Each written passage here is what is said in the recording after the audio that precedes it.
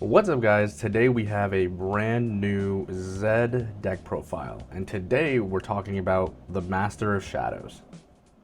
An absolute beautiful card. Today we're talking about Zed. We're talking about Burn, we're talking about Assault, and we're talking about all the ways that this deck can try to be as competitive as possible in today's growing meta. Zed, the Master of Shadows, is the newest red and purple legend. When you banish a card you own, empower him. And then you can action disempower him and tap him to discard one and then draw one. This is a really useful ability that comes up often. It's very similar to Kennen. You will probably be banishing cards a lot to pay for costs later in cards that you will see. The action disempower, discard one, draw one is great for fueling your grave, putting something with flow in grave, or just cycling through your cards because this deck really wants to go through all of what you have. Next, let's talk about the CC. Through various debate and even me playing the pre-con showdown structure decks, I decided to play Red Zed as the CC. You can play it turn 2, you pay a power, Zed from the Shadows. You may discard one as an additional cost to play him, and when you play him, if you paid the additional cost, you can play a 0 might Shadow Clone token. This is relevant for all the other times that you need 2 units, and later you'll see cards that help us get ready when we play units. It's also just a beautiful, absolutely gorgeous art for both alts. Actually, I pulled them both, so you'll see them both in this deck profile, but an absolute gorgeous art for the Red Zed. Even the regular Red Zed, like the non-alt art, is pretty beautiful. I take it out of the case and look at it, but honestly I love my lockbox single card acrylic TCG case. So if you want to grab one of these, the link is in the description. Use my code LD5 at checkout for 5% off. Let's get into the runes. So we play a fun lineup of 4 red, which, by the way, the brand new reds, I'd love to play a deck with reds in it. I love that these new runes look amazing, by the way. The Nexus Knight ones with the swords are pretty cool too, but these are my favorite. We play 4 red and we play 8 purple as a result. The purple is relevant because like everything that costs a power in this deck is purple, that you want to cast a bunch of times, fizz, other spells. Realistically, you only need the reds for Zed. We do need a little bit of red for Zed, and we need a little bit of red for some of the spells that we have, but outside of that, it's purple all the way.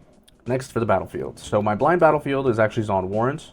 I really prefer to play Zon Warrens to help cycle through the deck, very similar to getting cards in your grave that you can recast with flow or banish for assault. We want to see a variance of cards in your deck with this deck, and so blinding Zon Warrens is useful for you, but it also might not be as useful to your opponents, and that's why blinding Zon Warrens is good. For my going first battlefield, it's Seat of Power. You want to draw through your deck, you want to give yourself advantages for double conquering. The deck plays very Miracle E, so you can always play on tempo if you need to. Seat of Power is a really good card for that. And then your going second battlefield is Minefield. You want to not give them as much advantage as possible. You do want to burn. You can probably swap these around if you have a preference. I like Minefield in this deck just naturally because it gives you a burn outlet, especially when you're playing on tempo. Very similar to the Kennen deck profile that we saw. If you haven't checked out my previous deck profiles, feel free to do that. They'll go anywhere to do that. This deck is going to feel a lot like Kennen. That's why I played it a lot and practiced it a lot side by side with Kennen. I like that the decks are very similar. It almost feels like in the lore they're related. Obviously they are, but like not as succinct as some of these other cards make them be. All right, so for the 2 drops, we play Traveling Merchant. We play 3 Traveling Merchants. When I move, discard 1, draw 1. This is extremely useful, again, like Zon Warrens and like your Legend, to sifter or filter through your deck. Next, we play 3 Shadow Order Disciple. This is a great 2-drop that I actually prefer to see more often than not. When you move, you may burn 1 to give him +1 this turn. If you have Ride the Wind, every time you move, you can pay that, so it's not once per turn. So you can get the Shadow Order Disciple to be pretty big if you really want to. In practice, you can get up to like 4, and then if you give something Assault, it's like he can swing for a lot of might. There's also fueling to put cards in your graveyard, which is extremely useful if you're not necessarily getting on the battlefield and conquering off of Minefield, but you want other ways to facilitate getting cards in the grave. For the last 2-drop, because we play 8 is pretty consistent so that you see them all the time. If you guys have never encountered this math, I don't know how often I bring it up, but I'm going to start bringing up some of these tools and tips for people kind of bridging between beginner and pro, is that when you're deck building, you want somewhere around 8, maybe 9, maybe 10. 10's a little high if you're playing for 2-drops because you want to be able to see something on your opening turn. You want to be able to play something. This is a card that Although we're playing a lot of 2-drops, like over 7 would be considered a lot because the probability is that you're opening one of them. At 8, you're maybe seeing one of these cards later because realistically, you might open one, but you may not want to open all 4, right? Or all 5. So you're going to want a little spread. And these additional 2 Gust Monks are useful cards that come up later because you can banish something to give something Assault if you play the additional 1. Assault 2, actually. And when you banish something, you empower Zed, so this is a good card to play on your 2nd or 3rd or 4th turn after you have a 2-drop or after you have a Shadow Clone. Next, we play Fizz. We play 1 Fizz. I wanted this originally at 2. I see other decks maybe considering cutting it or not. I think there are a lot of power spells in this deck. I think purple, obviously, like if you're playing a purple deck with spells, you probably should have a Fizz in there, at least 2 of them in there. Realistically, this deck goes pretty fast, so you're not trying to do too much, and you want to save your power pays for your power spells, realistically. But outside of that, you could recast your signature spell, you could recast a Starcross, you can recast a Ride the Wind with Fizz, and we play stack deck, so realistically, he's doing his usual job. Next, we actually play 2 copies of Kennen. Purple Kennen's effect is when you play him, burn 2, which is good for this deck because you're going to burn more often. He's a low-cost unit with a decent might profile at 4, and when you conquer, give a spell in your trash flow equal to its cost. So you can do what you were already doing in Kennen, again, which means you can recast Ride the Wind, you can recast Starcross, you can recast any of the other spells like Stack Deck or whatever, so I think it's really good and useful in this deck. Some people have that card up to 3, but like because you're wanting to go first, I wouldn't necessarily play more than 2 of them. You want to be on your even numbers. Speaking of even numbers, Nox is Hopeful. Man, I missed this card in Kennen. Playing a 4 might unit for 2 is something that goes without saying. Arguably one of the best staple red cards in existence. It's a unit, it has a lot of might. You can give it Assault 2 later, it can climb to 6. You can play it when you play anything, so even if you play like if you're going 2nd and you play a stack deck, then you play this for 2, amazing. Wow, what a unit. Brian actually has all of the Kaisas that we have, but I have these ones. So I play 3 red Kaisa. Red Kaisa is a 4 unit with a 4 might. It has Accelerate, which means you can pay 1 extra, 1 energy and 1 power to have her ready when she enters. And then her effect is, when I conquer, draw 1 card. I didn't have to read the whole card. You guys at this point should know what Kaisa does. Kaisa is a great unit for filtering through your deck. When you conquer, draw 1. If you're on Zon, you can stack the triggers so you can draw 1 and then recycle, or sorry, draw 1 and then discard a card of your preference. I like Kaisa on Seat as well because you get the extra draw if you're double conquering. This deck goes fast, Kaisa goes faster, so you should be playing Kaisa. Okay, finally time for the big boy. Now, the only reason this card is not the CC is because he's 5 and not 4. I really like Purple Zed, and I think Purple Zed has a spot in other purple decks, like maybe Mel. When you conquer, play a 0 might Shadow Clone unit token to your base. So you just play that, you don't have to pay an additional cost or anything. Action, 1 and a power, so not even tapping or exhausting this card. Move me and a Shadow Clone unit you control to each other's locations. So they basically swap places. This counts as a move, but doesn't exhaust the card, very similar to Flash and other things. So if you get to have your clones live for a turn, or have a clone to your base after you conquer, you can action, pay 1 in the power, and move your Zed back to base and swap with the clone. So at least you're holding there, and it demands the opponent to do something about the clone, but it also keeps your Zed in safety. It's very similar to Zed casting his W. It feels the same, it looks the same. God, they do such a good job making these Riftbound cards feel like the game. Because it's a very Miracle-y style deck, we play Rasa. You're filling the graveyard, you're going to need a boss monster that top ends and pays for free, or pays or plays for free. Rasa costs 1 energy less for every card in your trash. Because you're burning and you're milling and you're discarding and everything you want, you're essentially filling up your grave as fast as possible. You'll be able to get Rasa out turn 3 or turn 4, arguably sometimes faster than when you were doing it in Kennen. So Rasa's a great card. Great card for holding, great top end. If this card didn't exist, it would probably be like Forerunner or something, but something big, right? Something big like Darius or Forerunner. And there's no reason why I didn't consider Darius. I did play a Darius game, 1 or 2, but it just felt like old Kaisa or old Annie. And that's the issue, right? Like if you're playing red and you're playing aggressive, there's the ways to facilitate like acceleration or ready, and I don't know that I want to do that every game when this deck plays the mid-range a little bit different. Into the gear, we've got 3 Seal of Discord, my absolute beautiful Seals of Discords.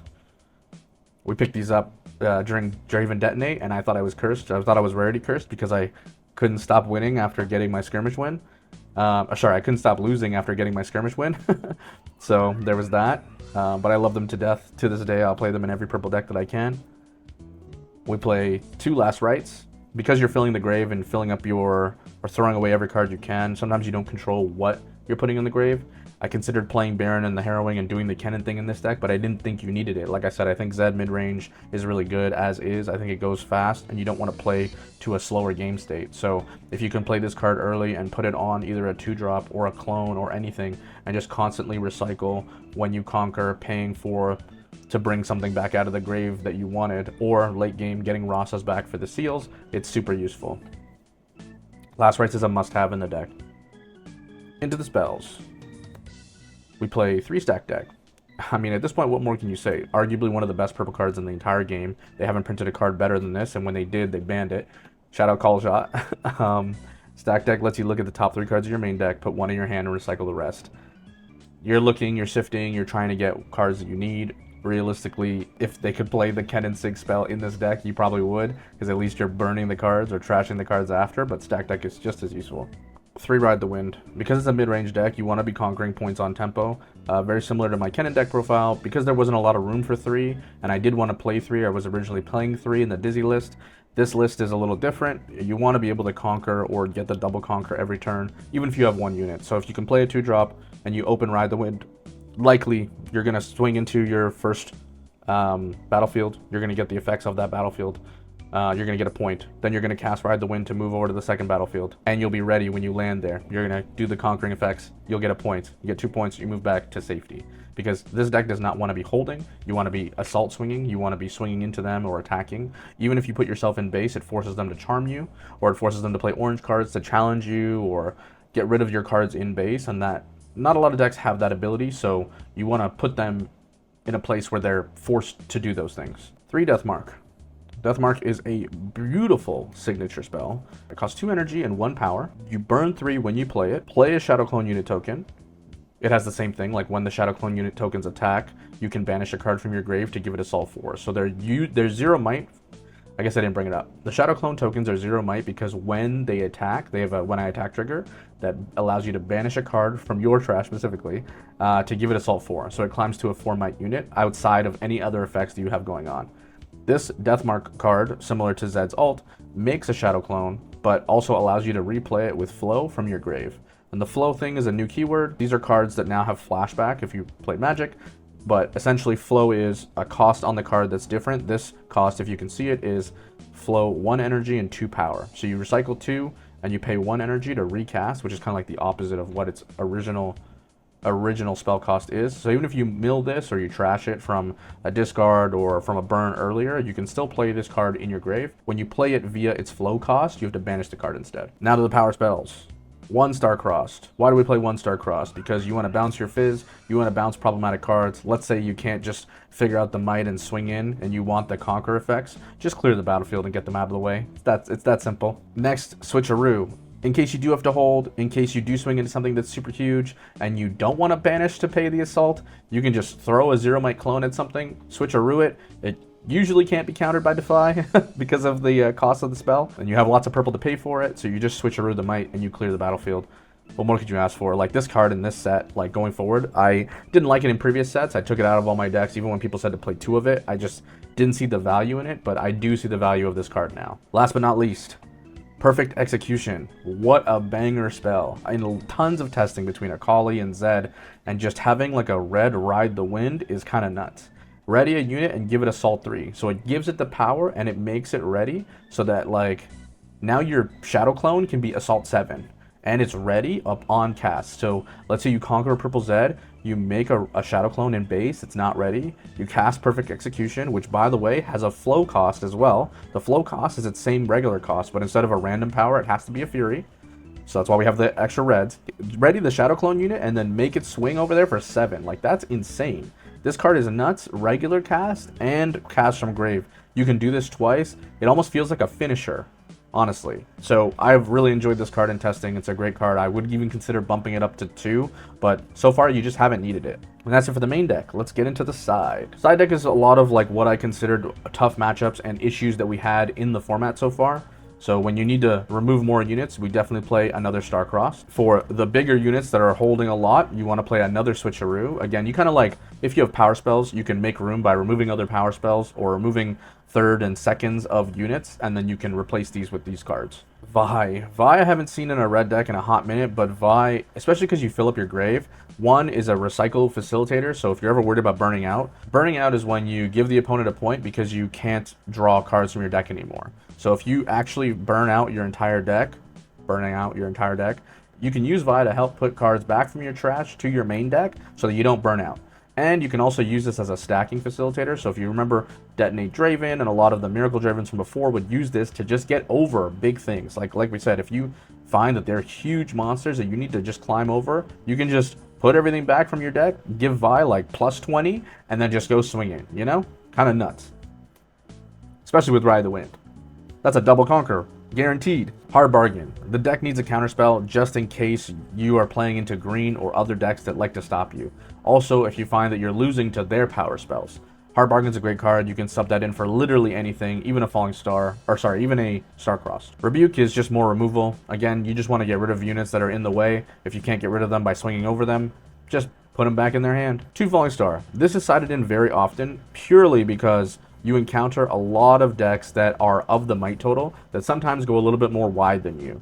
If you want to get rid of their Stella, if you want to get rid of problematic cards that give them more of an advantage, Falling Star is definitely the one for that. You just have to pay a lot of power, which sucks, and it sucks even more if they counter this, but you can't defy this, so hopefully it's useful. I probably put it in every single game that I play, and I probably take out either a Kaisa or an additional purple Zed, because you don't need that many of either of those cards. I just like them because they're strong cards that are useful and you want to see them, but Falling Star sometimes really does the job. You can also cut a Ride the Wind. Gear removal. We play 3 cards for that. We play 2 Prefects, which honestly worked it out as a good purple unit, and we play Brittle Steel, which has flow, so it means you can cast it again. These are for Aurora. You lose pretty hard to Aurora. Aurora does a great job at removing all of your units. If they see Elder Dragon faster than you can't really climb to get over it. It's really hard to do. So you just want to prevent them from getting there in the first place. This is also pretty okay into Aurelia and great into Azir because they get into might battles with you that often they can outpump you or outspell you.